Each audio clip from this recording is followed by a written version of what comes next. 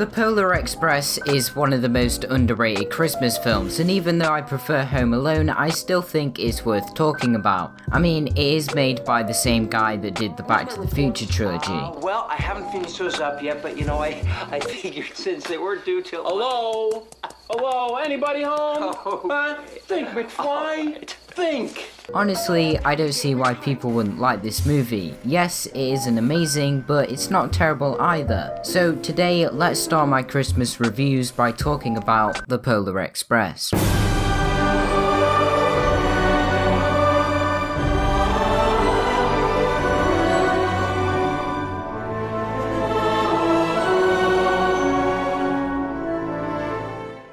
The Polar Express was directed by Robert Zemeckis and stars Tom Hanks, and it's basically just Tom Hanks because he plays like 5 other roles. And in the past they've made Castaway and Forrest Gump together, and once again they've reunited for this film, which came out in 2004 and follows a young boy who takes a journey on the Polar Express to the North Pole and discovers that the wonder of life never fades away for those who truly believe. Compared to other Christmas films, this one wasn't exactly received well by critics and only scored a 56% on Rotten Tomatoes. And yes, that is understandable because you could say that nothing really happens in this film, but overall I don't see what all the complaining is about. For starters, probably the best thing about this film is the animation, which looks Very nice. and especially on the ice scene. If you've seen the film, you know what I'm talking about. And this is something Robert Zemeckis is really good at. Just look at the walk, for example. And I know that some people prefer hand-drawn and stop-motion animation instead of CGI, but it's still really good considering it was 2004. Now, something you may not know is this film is based on a children's book by a guy named Chris Van Allsburg. I'm really sorry if I messed that up. And it was published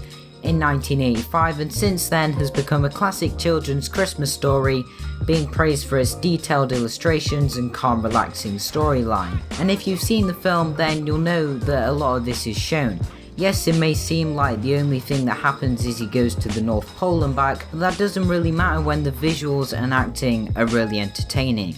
Especially for young people, because when I first watched this, I was like, damn, look at that CGI, definitely realistic train chase thing. Yeah, you know the one that I'm talking about, if you've seen the film, that is. But in all seriousness though, that's probably one of the reasons I prefer other Christmas films, because this one's more aimed at younger kids, but that's not to say that anyone can enjoy this movie. Moving on to acting then, like I said before, Tom Hanks plays basically everyone in this film, and originally Robert Zemeckis suggested that he played everyone, but obviously he can't because there's like 1,000 CGI elves in this, so yeah. But it was definitely a decision that paid off, and I'm not sure if there's a hidden meaning behind it, but if you find out, just let me know. Send me an email, send me a letter or something, sign it so I know it's you. And it's not just him in this movie, you've got people like Eddie Deason, who was in the classic film War Games, and fun fact, this film could have been rated R because apparently the annoying kid that he plays was meant to start swearing. Also, Tom Hanks was meant to swear as the hobo, but he forgot, and now this film's universal. As well as Eddie, there's someone called Nona Gay, who plays Hero Girl, and I haven't really heard of her, so I can't really say anything, but she's got a nice singing voice, so there's that. Putting up the Christmas tree with friends who come around.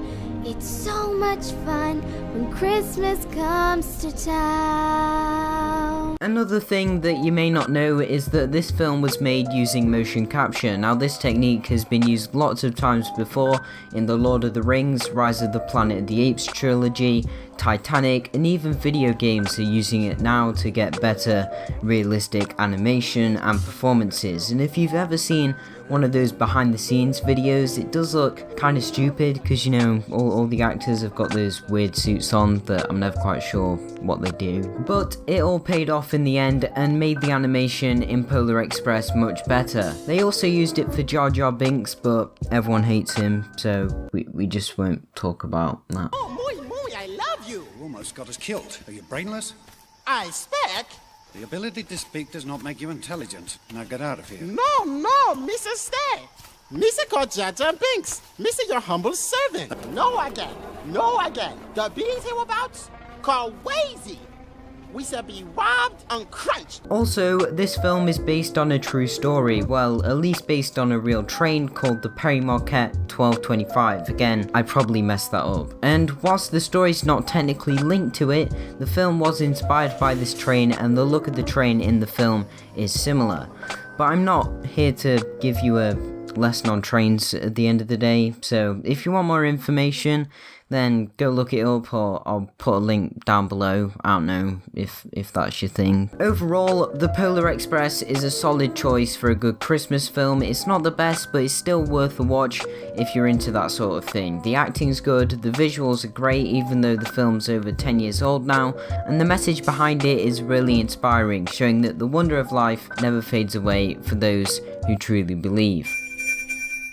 Thanks for watching this video, guys. I'm going to start making some more reviews on Christmas movies from now on, so if you've got any suggestions, please do leave a comment down below so I know what to talk about in the future. If you like this video, please do leave a like, and if you want to subscribe, you can by clicking the watermark in the right hand corner, or if you're on phone, then you can just do it normally by clicking that nice red subscribe button. And again, thanks for watching. I'll see you in the next one.